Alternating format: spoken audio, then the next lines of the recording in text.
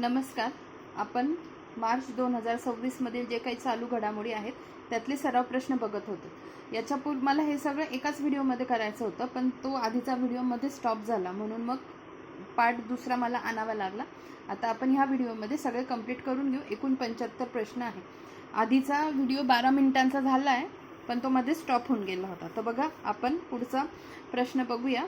Source वापरत आहे मी आदरणीय देवा जाधवर सरांची चालू घडामोडीचं तिमाही पुस्तक. बघा कुठपर्यंत आपण आलो होतो की रायसिना संवाद 2026 ला प्रमुख पाहुणे म्हणून अलेक्झांडर स्टब हजर होते. ते कोणत्या देशाचे अध्यक्ष आहेत? तर ते फिनलँडचे अध्यक्ष आहेत. आणि मी तुम्हाला हे म्हटलं होतं की तुम्हाला मागच्या वर्षीचे पण माहिती पाहिजे की मागच्या वर्षी कोण आले होते, तर ते तुम्ही एकदा बघून घ्या. ठीक आहे. रायसिना संवाद 2026 विषयी आपण बघून घेऊ. भारत कोणाद्वारे? भारत सरकार, प्रधान वैज्ञानिक सल्लागार कार्यालय आणि ऑब्झर्वर रिसर्च फाउंडेशन. कालावधी 5 ते 7 मार्च 2026. ठिकाण कुठे? नवी दिल्ली. प्रमुख अतिथी अलेक्झांडर स्टब, फिनलँडचे राष्ट्रपती. क्रमांक 11वी.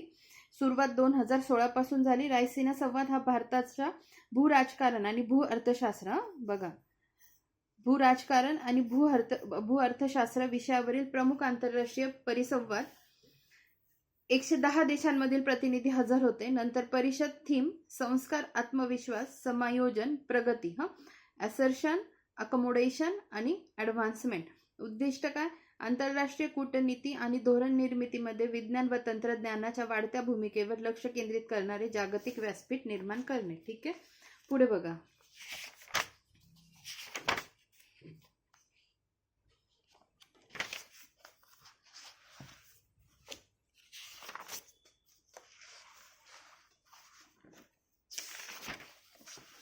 पुढचा प्रश्न आहे,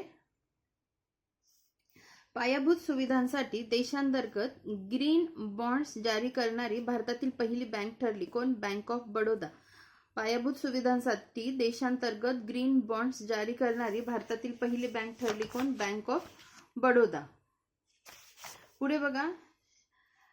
लॅमितिये हा संयुक्त लष्करी सराव कोणत्या दोन देशांदरम्यानचा आहे? तर भारत आणि सेशल्स या दोन देशांदरम्यानचा आहे.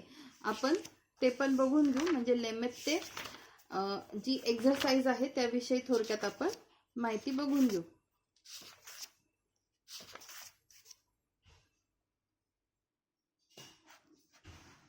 बघा, लॅमित्ते लष्करी सराव 2026. ठिकाण कुठे? सेशेल्स संरक्षण अकॅडमी, सेशेल्स येथे. दिनांक 9 ते 20 मार्च 2026. आवृत्ती कितवी होती? 11वी होती.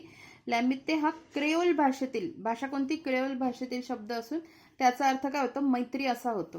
कोणत्या दोन देशांदरम्यान? भारत आणि सेशेल्स. हा द्विवार्षिक सराव आहे. सुरुवात कधीपासून झाली? 2001 पासून झालेली आहे. पुढे बघा. खालील विधाने लक्षात घ्या. भारतातील पहिली रिंग मेट्रो दिल्ली येथे. अणुऊर्जा प्रकल्पाच्या पहिल्या महिला मुख्य अधीक्षक RM नचमई. काय विचारलंय? बरोबर विधान. तर अ आणि ब दोन्ही विधानं बरोबर आहे. आता भारतातील पहिली रिंग मेट्रो का म्हणता हे बघत चला. कुठे? दिल्ली. अणुऊर्जा प्रकल्पाच्या पहिल्या महिला मुख्य अधीक्षक RM नचमई. पुढे बघा.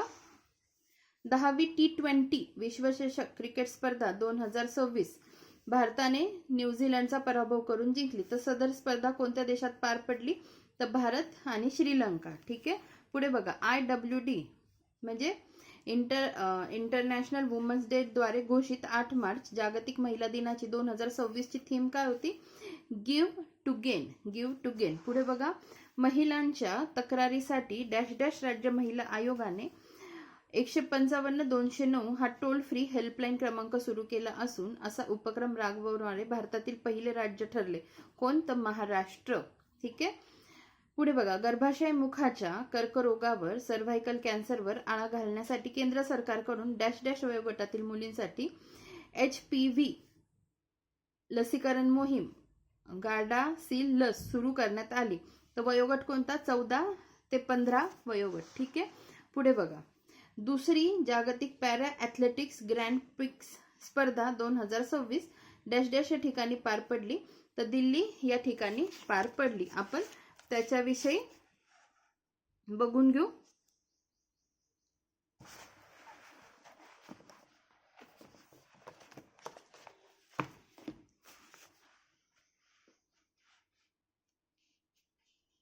बघा,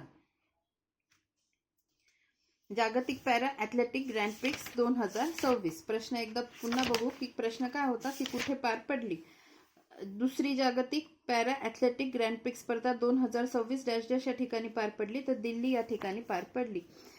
जागतिक पॅरा ॲथलेटिक ग्रँड प्रिक्स 2026. कालावधी 11 ते 31 मार्च 2026. ठिकाण जवाहरलाल नेहरू स्टेडियम, नवी दिल्ली.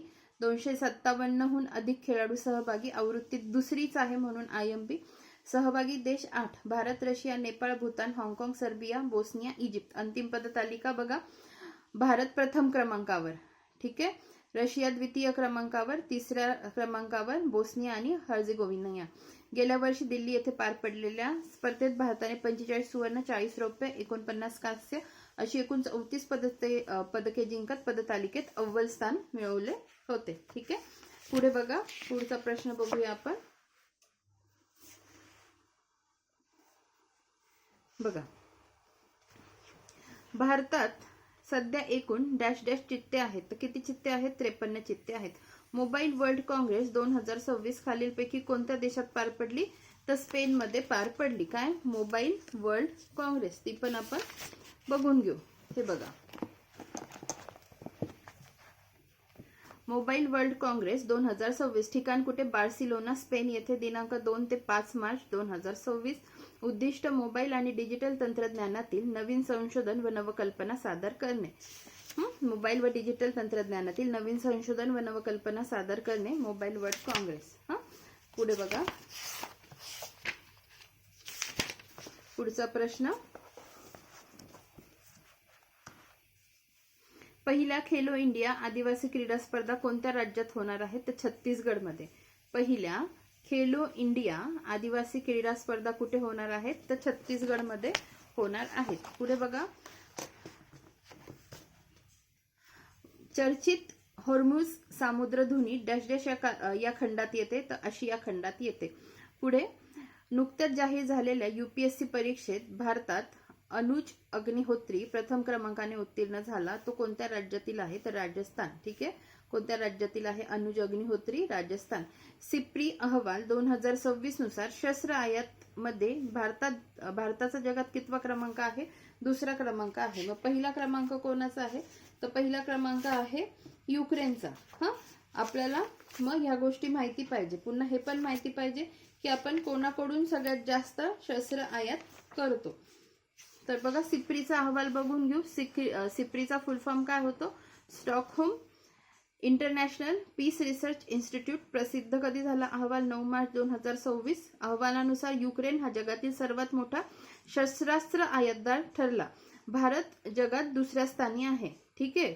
युक्रेन प्रथम क्रमांकावर, भारत दुसऱ्या क्रमांकावर. जगातील शस्त्रास्त्र आयात देश बघा, पहिला आहे युक्रेन, नंतर भारत, मग सौदी अरेबिया, मग कतार, मग पाकिस्तान. हे 5 लक्षात ठेवा. युक्रेन, भारत, सौदी अरेबिया, मग कतार, मग पाकिस्तान. भारत स्वतःची संरक्षण उपकरणे वाढत्या प्रमाणात तयार करत आहे.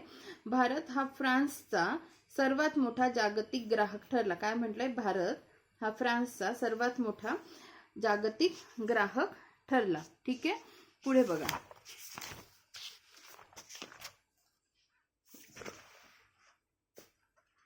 चर्चेत असलेले बालेन शाह हे नाव कोणत्या देशाशी संबंधित आहे?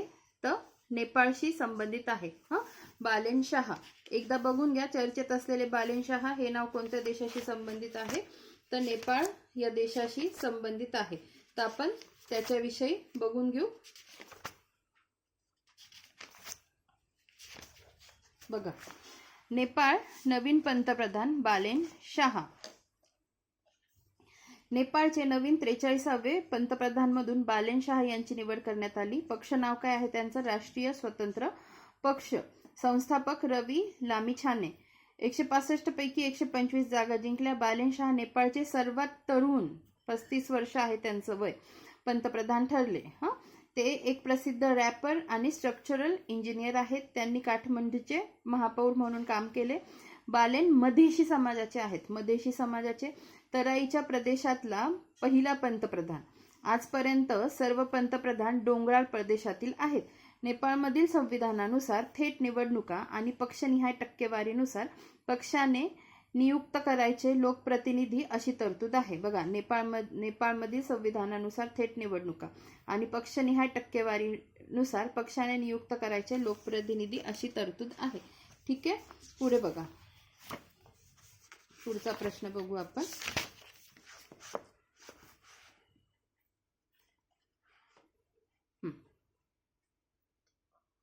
मार्च 2026 मध्ये महाराष्ट्रातून एकूण किती खासदार राज्यसभेवर निवडून आले? तर 7.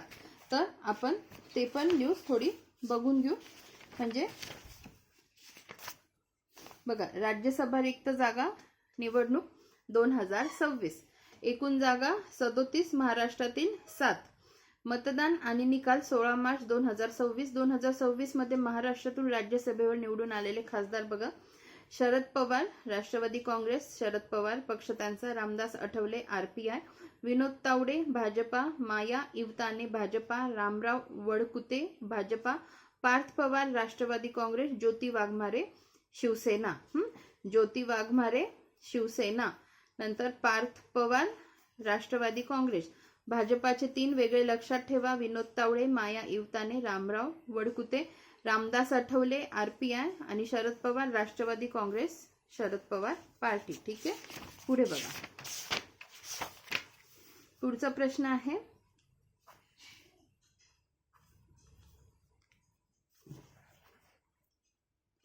मानव वन्यजीव संघर्ष कमी करण्यासाठी डॅश डॅश राज्याने हनुमान प्रकल्प सुरू केला. मानव वन्यजीव संघर्ष कमी करण्यासाठी डॅश डॅश राज्याने हनुमान प्रकल्प सुरू केला. तर आंध्र प्रदेश राज्याने. ठीक आहे, आता नसेल लक्षात राहत हनुमान प्रकल्प आंध्र प्रदेशचा आहे, तर लक्षात कसं ठेवणार? आंध्रवरून मी काय ट्रेक करते? आंधी. आंधी म्हणजे काय? वादळ. आणि वादळात पण उडण्याची शक्ती कोणात असणार आहे? हनुमानजींमध्ये. मग हनुमान प्रकल्प कुठला? आंध्र प्रदेशचा. लक्षात ठेवा. 16 वर्षाखालील मुलांना सोशल मीडियावर बंदी घालणारे भारतातील पहिले राज्य कोणते? तर कर्नाटक. 16 वर्षाखालील मुलांना सोशल मीडियावर बंदी घालणारे भारतातील पहिले राज्य कोणते? कर्नाटक. डॅश डॅश या महिला क्रिकेटपटूला खास बार्बी डॉल हा सन्मान मिळाला. स्मृती मानधनाला मिळाला. नंतर डॅश डॅशद्वारे महिला कर्मचाऱ्यांच्या सुरक्षेसाठी शाईन हे ॲप लॉन्च करण्यात आले. तर भारतीय रेल्वेद्वारे. शाईनचा फुल फॉर्म काय? Sexual harassment incident notification for empowerment. पुढे, urban local body green municipal bond जारी करणारी महाराष्ट्रातील पहिली महानगरपालिका कोणती आहे? तर नाशिक महानगरपालिका. पुढे बघा, मद्रास उच्च न्यायालयाचे नवनियुक्त मुख्य न्यायाधीश. नवनियुक्त कोण? मुख्य न्यायाधीश कोण? अरविंद धर्माधिकारी. मद्रास उच्च न्यायालयाचे नवनियुक्त मुख्य न्यायाधीश अरविंद धर्माधिकारी. नंतर अस्मिता लीग उपक्रम 2026चा उद्देश बघा, महिलांमध्ये क्रीडा प्रोत्साहन. महिलांमध्ये क्रीडा प्रोत्साहन. आपण अस्मिता लीग थोडक्यात बघून घेऊ, म्हणजे काय होईल, आपला तो पॉइंट पण पूर्ण कव्हर होईल. अस्मिता लीग 2026. 8 मार्च जागतिक महिला दिनानिमित्त मार्च 2026 मध्ये युवा व्यवहार आणि क्रीडा मंत्रालयाच्या केंद्रीय राज्यमंत्री रक्षा खडसे अस्मिता लीग उपक्रम यांनी अस्मिता लीग उपक्रम राबवला. कोणी, कधी? 8 मार्च जागतिक महिला दिनानिमित्त मार्च 2026 मध्ये कोणी? युवा व्यवहार आणि क्रीडा मंत्रालयाच्या केंद्रीय राज्यमंत्री रक्षा खडसे यांनी. अस्मिता म्हणजे काय बघा, achieving sports milestone by inspiring women through action league. League उद्दिष्ट काय? लैंगिक समानतेला प्रोत्साहन देणे आणि तळागाळातील प्रतिभा ओळखणे. सुरुवात 2021 पासून झाली, हे नीट लक्षात ठेवा. कोणाद्वारे? खेलो इंडिया आणि माय भारत संयुक्त उपक्रम. देशभरातील 250 ठिकाणी अस्मिता कार्यक्रमांतर्गत अन्य देशव्यापी ॲथलेटिक्स लीग आयोजित करण्यात आली. अस्मिता हा उपक्रम महिलांमध्ये क्रीडा प्रोत्साहनासाठी खेलो इंडियाच्या लीग तटस्थ ध्येयाचा भाग आहे. ठीक आहे, पुढे बघा. पुढचा प्रश्न,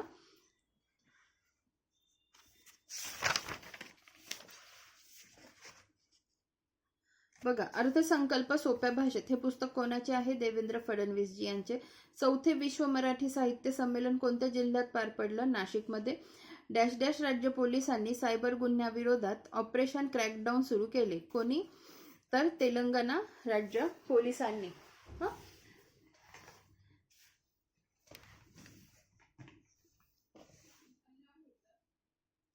बघा तेलंगणा कुठे गेलं, ऑपरेशन क्रॅकडाऊन.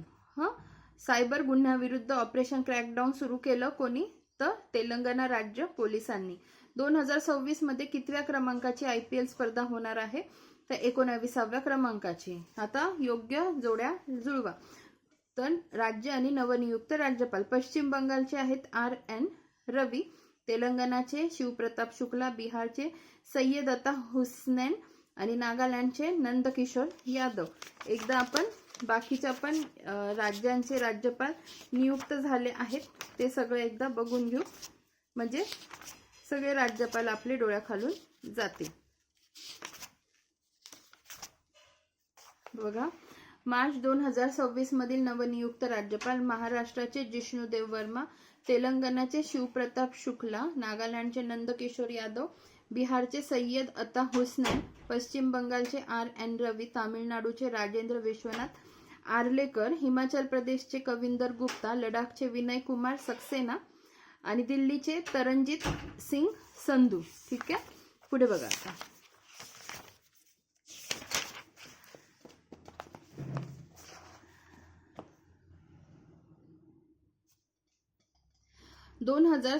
चा Mahindra excellence in theatre award, Meta Mahindra excellence in theatre award मध्ये जीवन गौरव पुरस्काराने कोणाला सन्मानित करण्यात आले. बघा ऑप्शन काय काय आहे, अशोक सराफ, जॉकी श्रॉफ, अमिताभ बच्चन, अमोल पालेकर. तर 2026चा Mahindra excellence in theatre awards जीवन गौरव पुरस्काराने कोणाला, अमोल पालेकर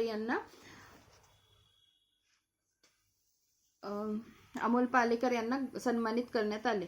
मार्च 2026 मध्ये कोल्ड रिस्पॉन्स लष्करी सराव कोणत्या आंतरराष्ट्रीय संघटनेने आयोजित केला. बघा कोल्ड रिस्पॉन्स, मार्च 2026 मध्ये कोल्ड रिस्पॉन्स लष्करी सराव कोणत्या आंतरराष्ट्रीय संघटनेने आयोजित केला, नाटोने. फुल आयर्नमॅन न्यूझीलंड 2026 ही स्पर्धा पूर्ण करून इतिहास रचणाऱ्या भारतीय खेळाडूचे नाव काय, तर अनंत राणा. फुल आयर्नमॅन न्यूझीलंड 2026. ठीक आहे. 9वी आंतरराष्ट्रीय संथाल परिषद 2026 डॅश या राज्यात पार पडली, तर कुठे, पश्चिम बंगालमध्ये. 9वी आंतरराष्ट्रीय संथाल परिषद 2026 पश्चिम बंगालमध्ये पार पडली. पुढे बघा.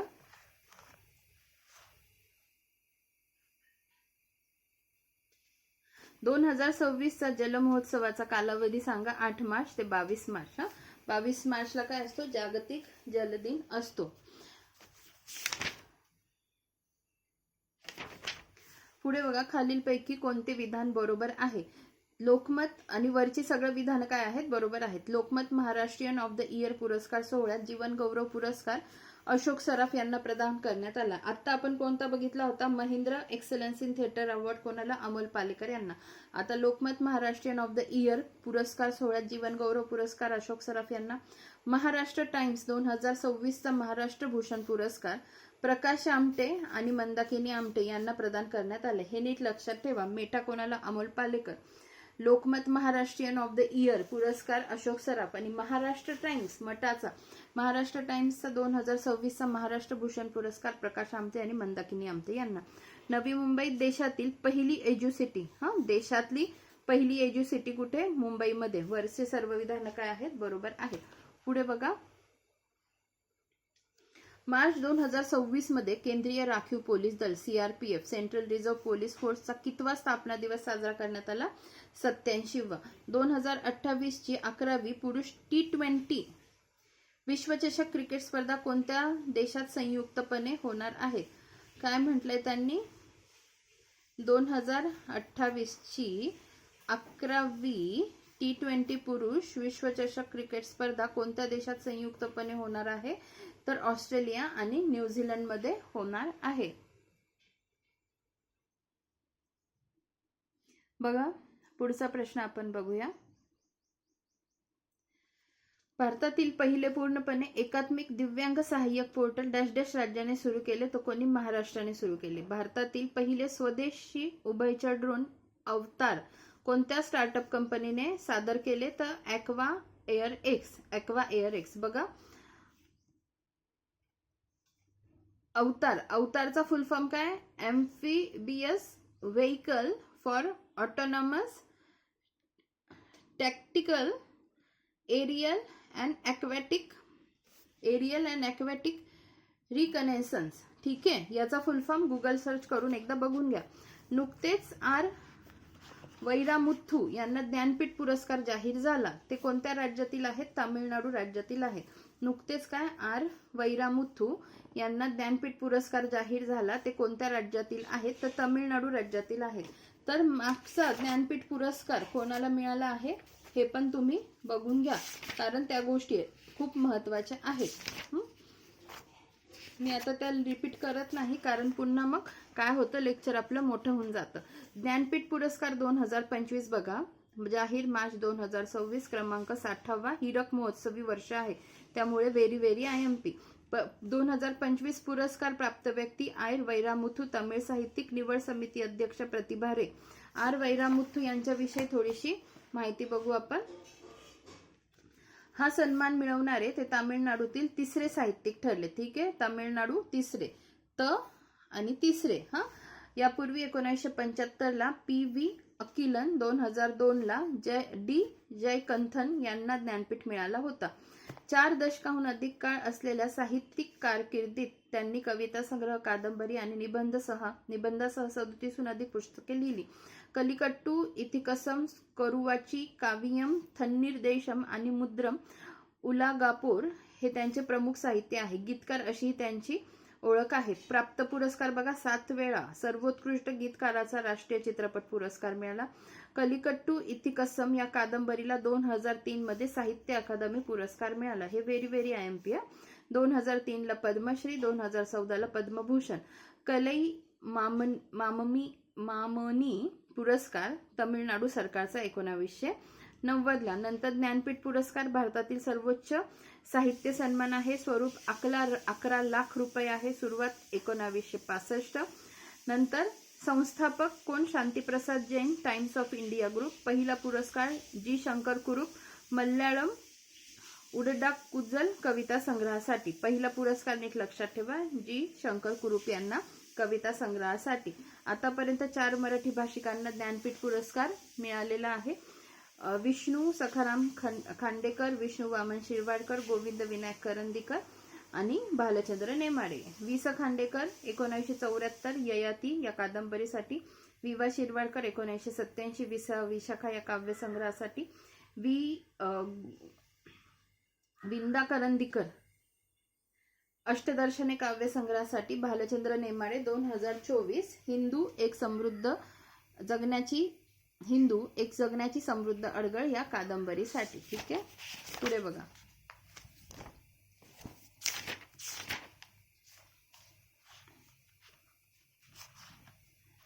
मार्च 2026 मध्ये उल्हास नवभारत साक्षरता अभियानाअंतर्गत संपूर्ण साक्षर केंद्रशासित प्रदेशाचा दर्जा या केंद्रशासित प्रदेशाला मिळाला.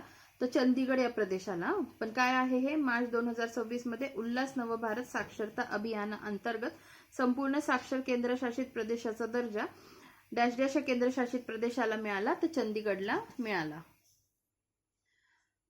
बघा, उल्हास या कार्यक्रमाविषयी आपण बघून घेऊ. तर उल्हास नवभारत साक्षरता अभियान मार्च 2026 मध्ये उल्हास नवभारत साक्षरता कार्यक्रमाच्या अंतर्गत भारतातील संपूर्ण साक्षर केंद्रशासित प्रदेश कोण? चंदीगड 93.31% ठरला. यापूर्वी पहिला केंद्रशासित प्रदेश लडाख हा ठरला होता. ठीक आहे.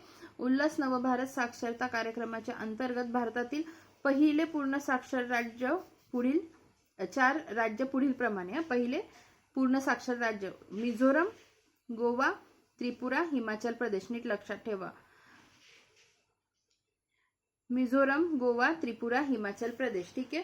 केंद्र सरकारच्या निष्कर्षानुसार 95%हून अधिक साक्षरता गाठणारी राज्ये किंवा केंद्रशासित प्रदेशांना पूर्ण साक्षर असा दर्जा दिला जातो. ठीक आहे. केंद्र सरकारने 2022 मध्ये उल्हास नावाचा एक नवीन साक्षरता अभियान कार्यक्रम सुरू केला. 15 वर्षावरील 5 कोटी अशिक्षित व्यक्तींना 15 वर्षावरील 5 कोटी अशिक्षित व्यक्तींना मूलभूत साक्षरता आणि संख्याशास्त्र कौशल्याची सुसज्ज करण्याचे उद्दिष्ट आहे. उल्हास समाजात सर्वांसाठी आजीवन शिक्षण समजून घेणे, बघा म्हणजेच understanding of life long learning for all in society.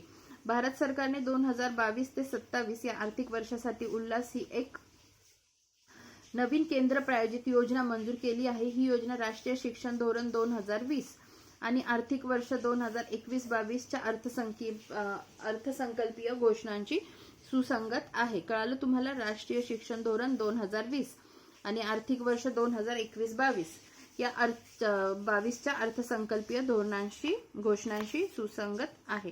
ठीक आहे, पुढे बघा.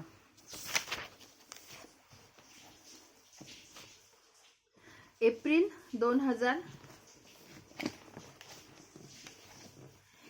2026 मध्ये खालीलपैकी कोणत्या ठिकाणी विधानसभेची निवडणूक होणार नाही?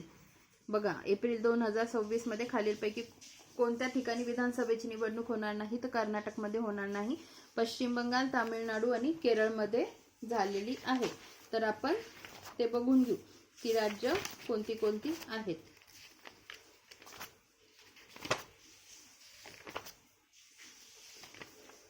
बघा, 5 राज्यातील निवडणुका. ते 5 राज्य लक्षात ठेवा. 2026 15 मार्च 2026 रोजी मुख्य निवडणूक आयुक्त ज्ञानेश कुमार यांनी 5 राज्य / केंद्रशासित प्रदेशांमध्ये विधानसभा निवडणुका तारखा जाहीर केल्या. बघा, पश्चिम बंगाल, तमिळनाडू, केरळ, आसाम, पॉंडिचेरी. बघा, पश्चिम बंगालमध्ये 2 टप्प्यात होणार आहे. पश्चिम बंगालमध्ये 2 टप्प्यात 294 जागा. लक्षात ठेवा, 23 आणि 29 एप्रिल 2026 ला होणार होते. ठीक आहे. त्याच्यानंतर तमिळनाडू एका टप्प्यात होणार आहे, 234 जागा. तमिळनाडू 2, 3, 4. बघा, जागा कशा म्हणजे पाठ कसं करायचं? 234, 2, 3, 4. 23 एप्रिल 2026 ला एका टप्प्यात होणार होता. नंतर केरळ एका टप्प्यात 140 जागा.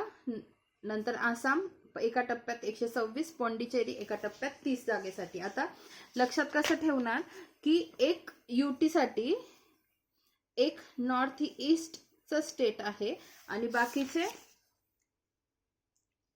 स्टेट आहे. ठीक आहे, म्हणजे स्टेट साऊथचे कोणते? तमिळनाडू, केरळ. नंतर पूर्व भागातलं पश्चिम बंगाल एक स्टेट. हा, केरळ, तामिळनाडू, पश्चिम बंगाल, आसाम नॉर्थ ईस्ट मधलं एक स्टेट आणि युटी. हा, याच्यापैकी 2 टप्प्यात झालेली फक्त कोणती? पश्चिम बंगालची. आणि बाकीच्या सगळ्या किती? एका टप्प्यात. ठीक आहे.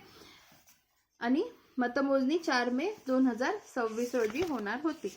पुढे बघा.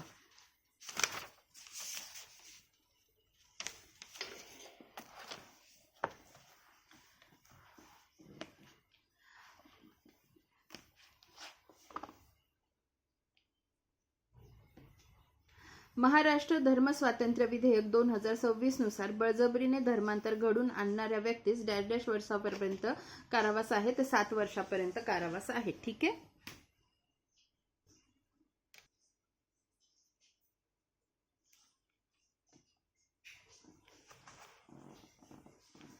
बघा, महाराष्ट्र धर्म स्वातंत्र्य विधेयक 2026 सभागृहात मांडले पंकज भोयर, गृहराज्यमंत्री.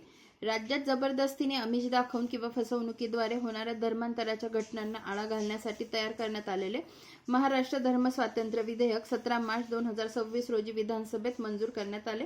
बळजबरीने धर्मांतराविरोधात कायदा करणारे महाराष्ट्र हे देशातील 11वे राज्य ठरले. शिक्षेची तरतूद काय आहे?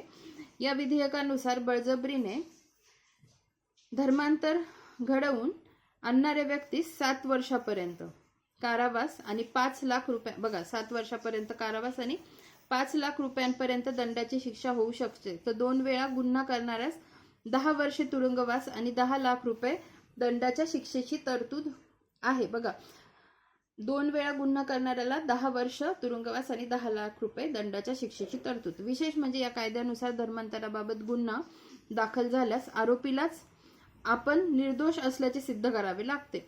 प्रस्तावित कायद्यानुसार एखाद्याला स्वेच्छेने धर्मांतर करायचे असल्यास 60 दिवस अगोदर जिल्हाधिकाऱ्यांना लिखित माहिती द्यावी लागेल. धर्मांतर बंदी विधेयक राज्य बघा: ओडिशा, मध्य प्रदेश, उत्तर प्रदेश, गुजरात, अरुणाचल प्रदेश, हिमाचल प्रदेश, कर्नाटक, उत्तराखंड, तमिळनाडू, छत्तीसगड, महाराष्ट्र. ठीक आहे. बघा, प्रदेशवाले मध्य प्रदेश, उत्तर प्रदेश, अरुणाचल प्रदेश, हिमाचल प्रदेश. ठीक आहे, हे लक्षात ठेवा सगळे.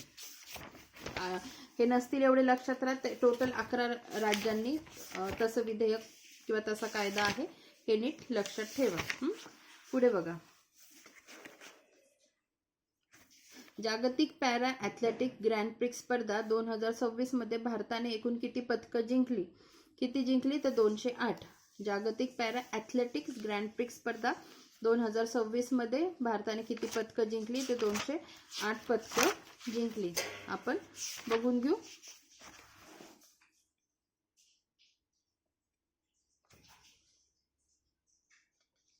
ऑलरेडी आपण हे एकदा बघितलं आहे. कुठे झालं होतं? नवी दिल्लीला. तर हे पुन्हा बघण्यात काही पॉईंट नाही, हे लक्षात ठेवा. पदकं किती जिंकली? 208 पदकं जिंकली. हा प्रश्न आपण एकदा बघितलेला आहे.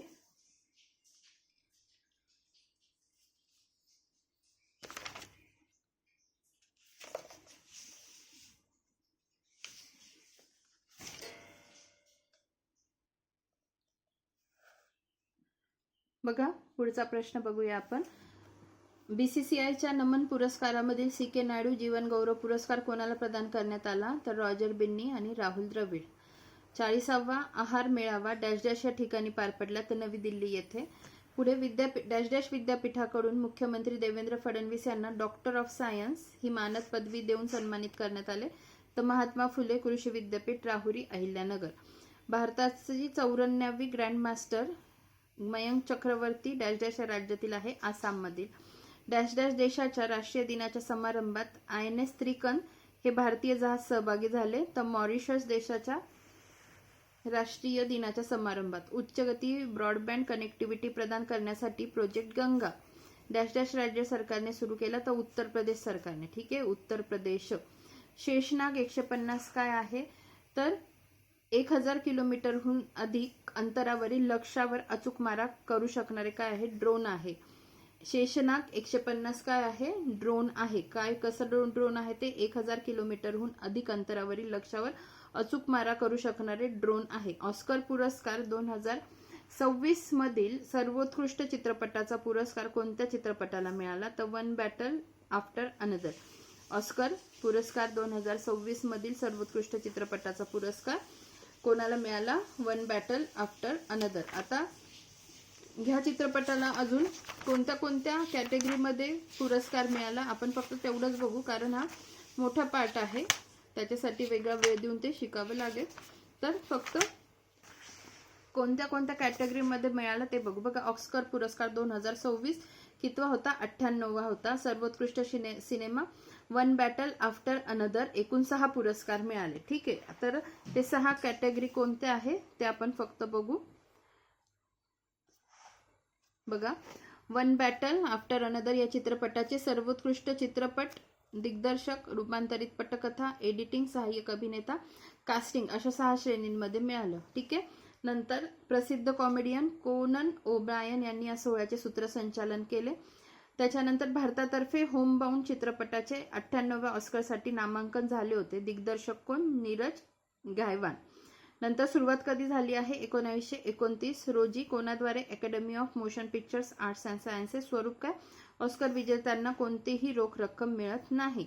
पुढे बघा, भारतीय अभिनेत्री प्रियंका चोप्रा या सोहळ्यात प्रेझेंटर पुरस्कार सादर करती म्हणून उपस्थित होती.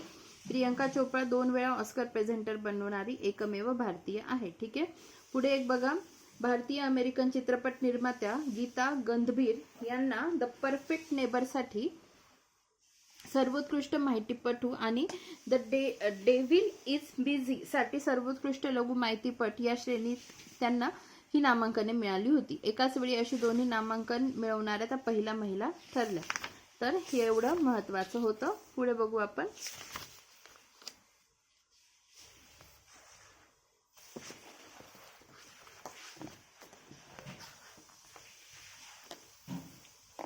अमेरिकेतील US India SME council Washington DC तर्फे outstanding visionary leader and to change maker हा पुरस्कार कोणाला जाहीर झाला? मेघना बोर्डीकर यांना. 6 मार्च 2026 रोजी महाराष्ट्र अर्थसंकल्प 2026-27 मुख्यमंत्री देवेंद्र फडणवीस यांनी सादर केला. तो किती स्तंभांवर आधारित आहे? तर 4 स्तंभांवर. ठीक आहे. 6 मार्च 2026 रोजी महाराष्ट्राचा अर्थसंकल्प 2026-27 किती स्तंभांवर आधारित आहे? 4 स्तंभांवर. नंतर 23 मार्च काय म्हणून साजरा केला जातो? तर जागतिक हवामान दिन म्हणून साजरा केला जातो. तर बघा इथे सरळ 21, 22, 23, 24 असे दिलेले आहेत. तर व ज ह अशी ट्रिक लक्षात ठेवा 21, 22, 23 साठी. व ला वन दिन, ज ला जल दिन, ह ला हवामान दिन आणि 24 ला आहे जागतिक क्षयरोग दिन. पुढे बघा, भारतीय संविधानातील अनुच्छेद डॅश डॅश अन्वये प्रत्येक नागरिकाला सन्मानाने जगण्याचा अधिकार आहे. त्यामध्ये सन्मानाने मरण्याचा अधिकार आहे. यावर न्यायालयाने नुकतेच शिक्कामोर्तब केले. अनुच्छेद काय? 21. पुढे बघा, नुकतेच तारपवादक भिकल्या लाडक्या धिंडा यांना 2026चा पद्मश्री जाहीर झाला. ते कोणत्या तालुक्यातील आहे? तर जव्हार तालुक्यातील आहे. जगातील सर्वात तरुण सेल्फ मेड स्वयंनिर्मित अब्जाधीश बनण्याचा मान डॅश डॅश यांना मिळाला. सूर्या मिधा यांना. मराठी भाषेतील साहित्य अकादमी पुरस्कार राजू बाविस्कर यांना त्यांच्या काळ्या निळ्या रेषा या आत्मकथनपर पुस्तकाला जाहीर झाला. राजू बाविस्कर कोणत्या जिल्ह्यातील आहे? तर जळगाव जिल्ह्यातील आहे. सरकारने दिव्यांग कल्याण विभागाचे नाव बदलून दिव्यांग सक्षमीकरण विभाग असे ठेवले. कोणी? महाराष्ट्र सरकारने. महाराष्ट्र साहित्य परिषद मसापचे नवनिर्वाचित अध्यक्ष कोण? तर योगेश सोमन. KISS मानवतावादी पुरस्कार कोणते नुकताच कोणाला प्रदान करण्यात आला? नीता अंबानी यांना प्रदान करण्यात आला. KISSचा फुल फॉर्म काय? बघा, KISSचा फुल फॉर्म काय? तर Kalinga institute of social sciences. हा कोणाला प्रदान करण्यात आला पुरस्कार? मानवतावादी नीता अंबानी यांना. नुकतीच निवृत्ती जाहीर केलेली कॅरोलिना मरीन कोणत्या खेळाशी संबंधित आहे? तर बॅडमिंटन. नीट लक्षात ठेवा, बॅडमिंटन खेळाशी संबंधित आहे. पुढे बघा, शेवटचे 2 प्रश्न.